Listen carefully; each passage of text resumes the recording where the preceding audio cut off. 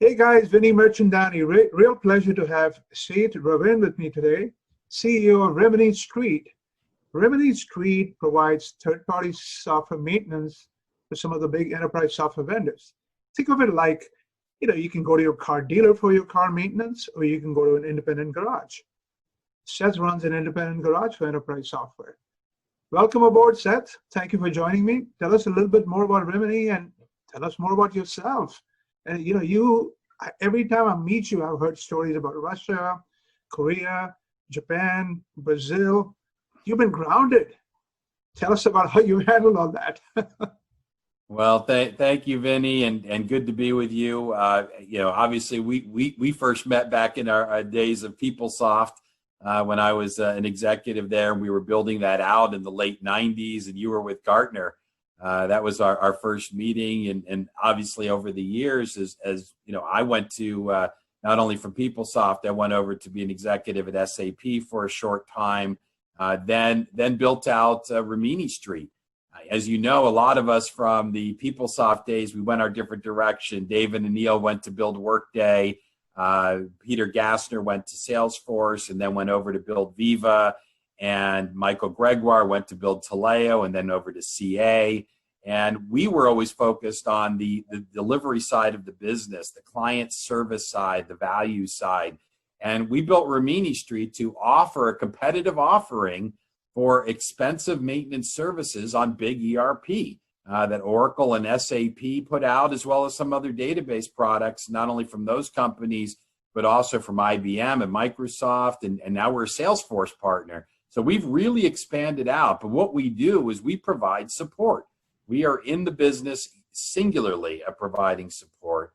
And now we're $300 million a year and thousands of customers around the world. And it's an exciting journey as we look at the changes in software. And now we have this COVID-19 emergency, which, as you said, grounded me for the first time in years. I've been home for months. And I think as horrible as this entire pandemic has been and continues to be, there's been some silver linings. And one of them has been the ability to get off the road for a while. And I've seen personally a lot of efficiency. I've been able to be on these video calls globally, touching more countries than I can do with my 2 feet in any given month. So there has been a silver lining, certainly.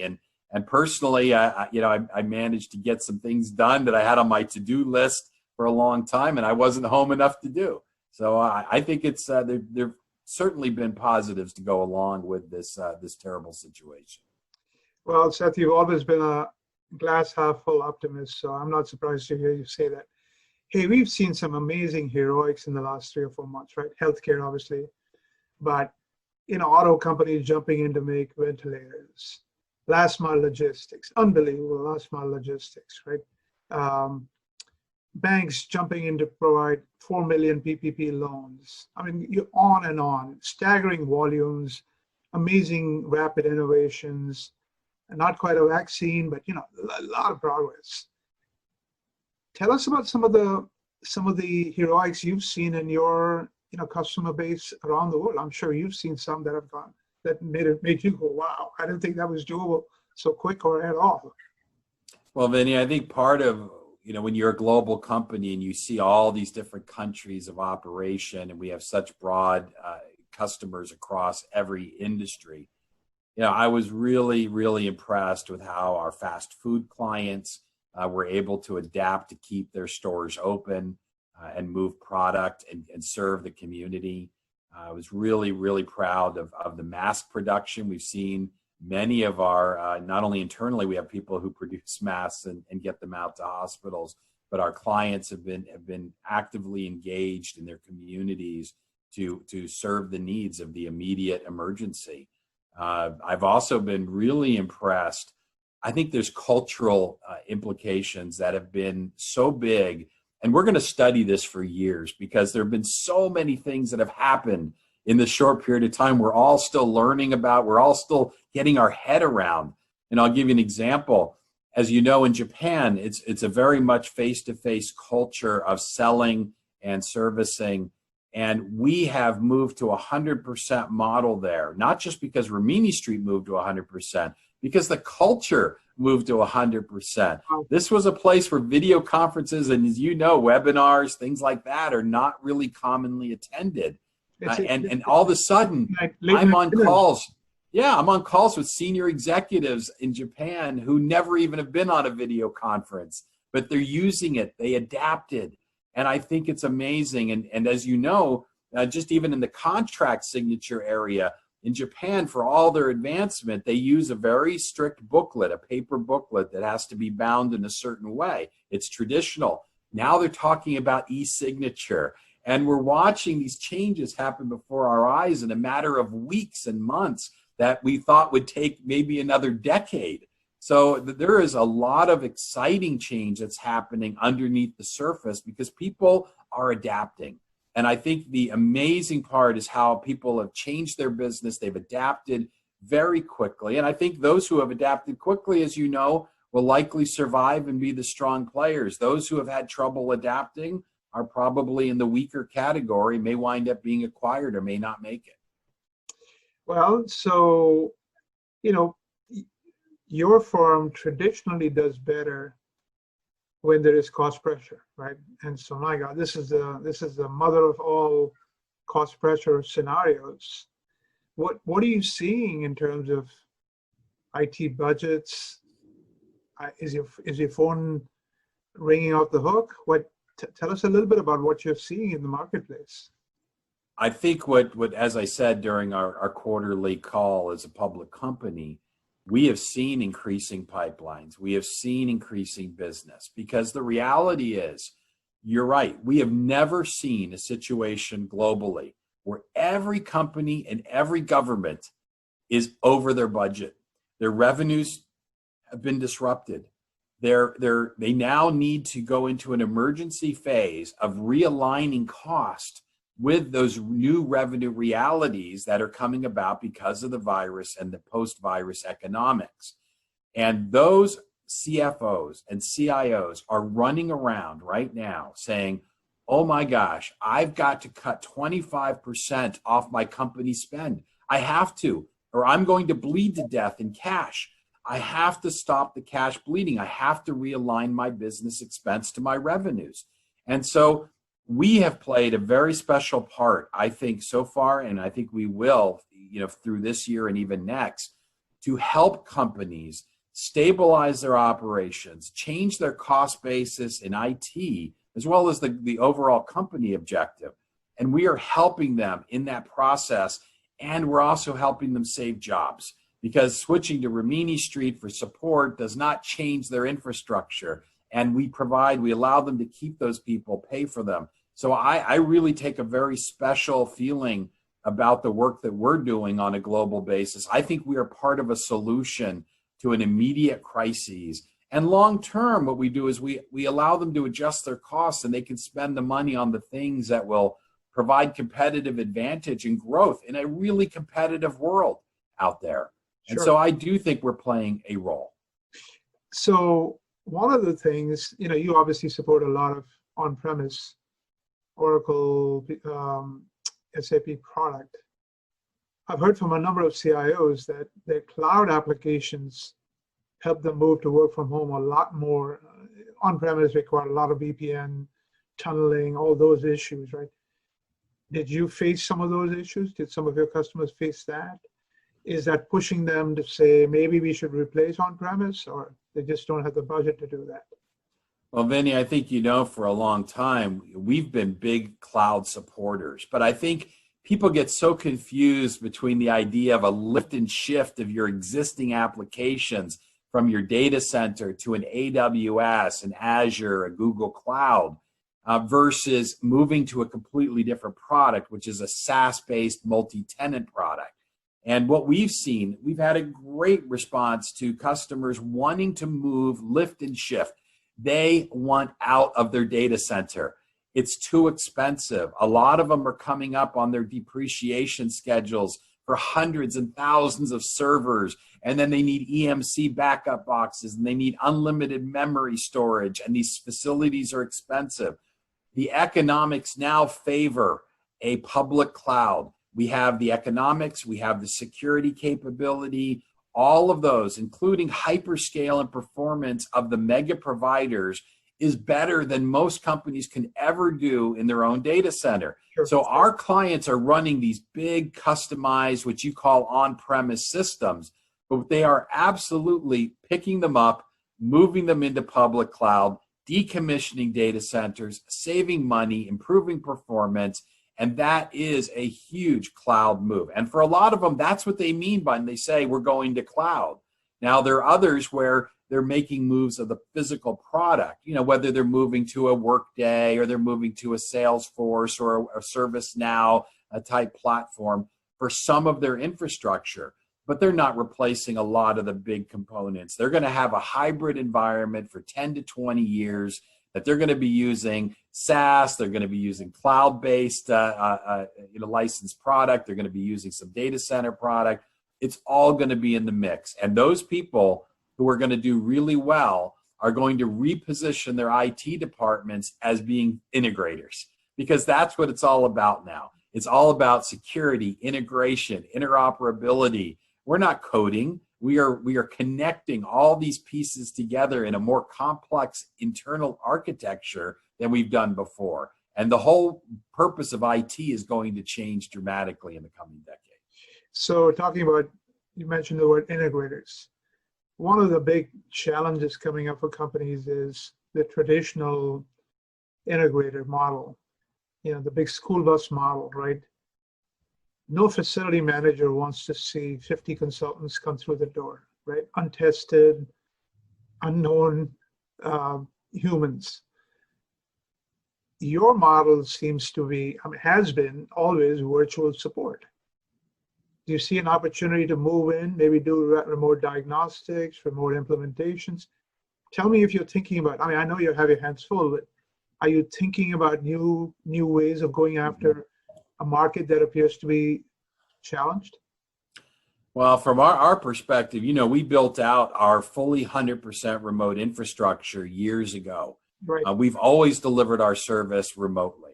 Yep. So for us, moving to this 100% COVID-19 model, closing our offices, we went from 50% personnel at home to 100%. But it wasn't a huge move. A lot of companies weren't set up infrastructure-wise to handle it. We were. We have the ability to log into any customer system from anywhere in the world. We can even do it securely from a Starbucks. So that remote infrastructure capability paid off significantly for us as a smooth transition. It didn't interfere with our operations. Now, are there opportunities because other people have models where they drop consultants on site and they're now having to look at 100% type remote model and they're not equipped for it? Yes, that's true. We do have capabilities. That's why we launched our AMS services even before the COVID crisis last year. We now service, so we not only can support a customer, we can run their systems remotely, which is why we love it. If they go to an AWS or Azure, all the software lives on the public cloud. We manage the whole thing. We support it. We run it. We turn it turnkey, and we will take care of everything for the customer. It's a great environment. Are there other opportunities for us? Yes, we do professional services as well. It's a smaller part of our business, but it's very niche for very particular things that clients need, such as a particular payroll tax in a country that no one else does. Those are highly specialized services. We do them all remotely. So is there opportunity for us to expand into other remote services because we have the infrastructure and the capability? The answer is yes. Seth, a lot of edge applications have suddenly become more important, right? So people are moving into telemedicine, hospitals. People are doing distance learning, universities.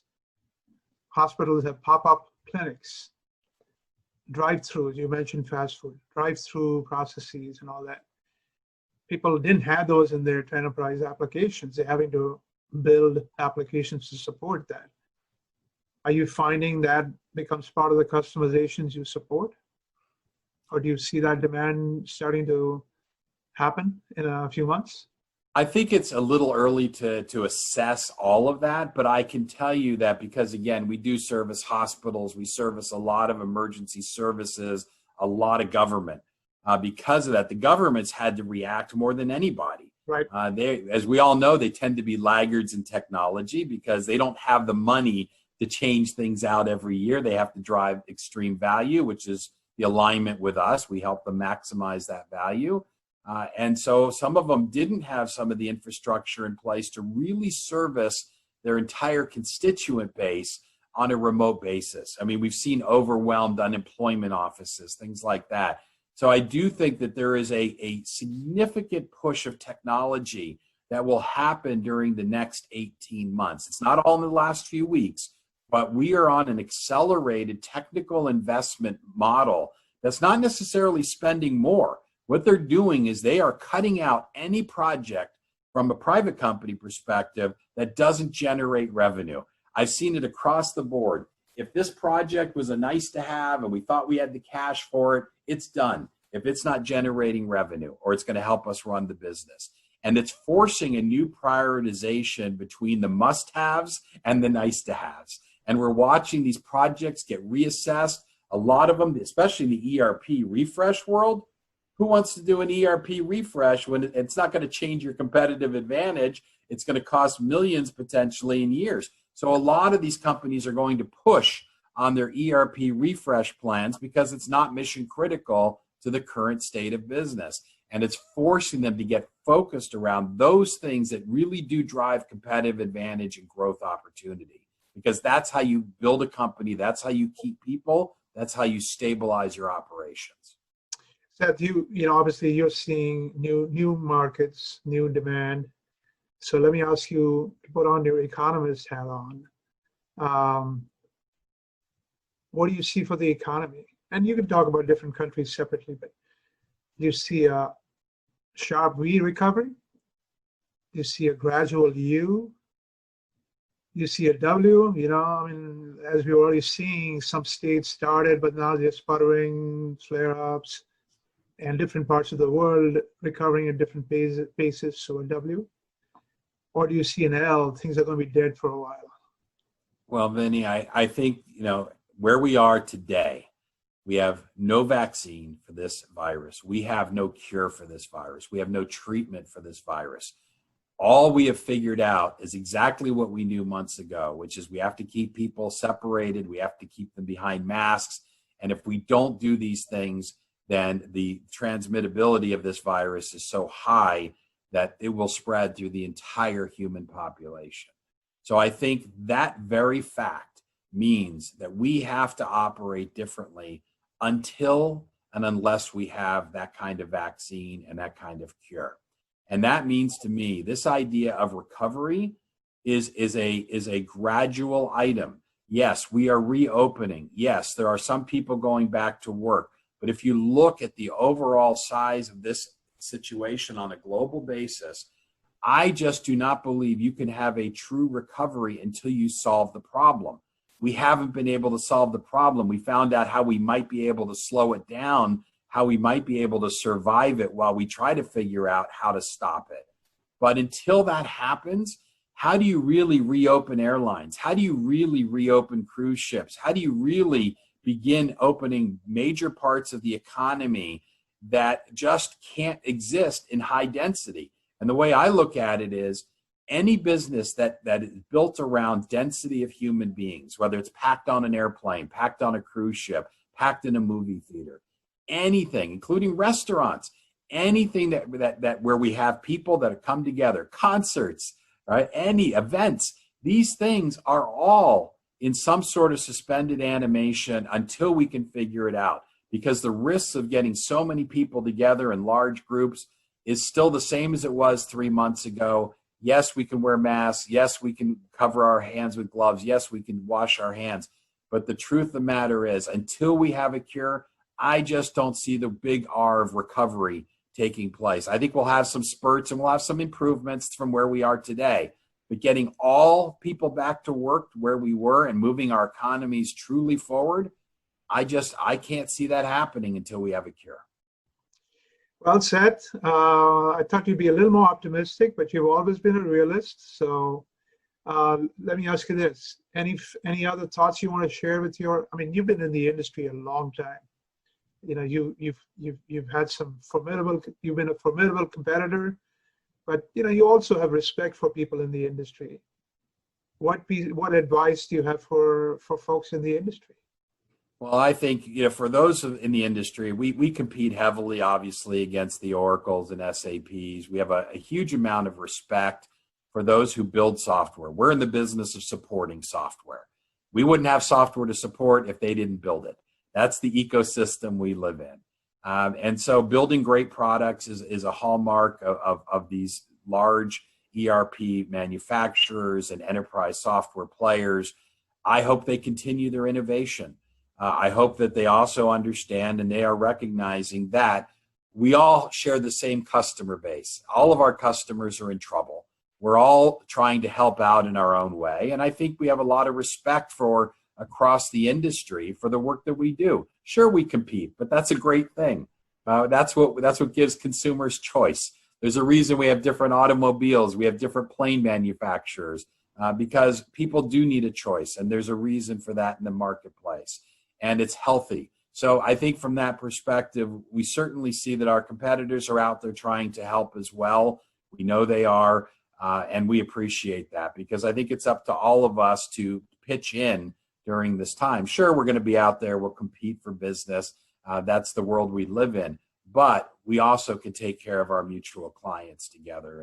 And we hope that everyone stays the course, recognizes that we're in this for the long haul. This is not something that's going to be gone in a few weeks unless we come up with a magic vaccine or cure.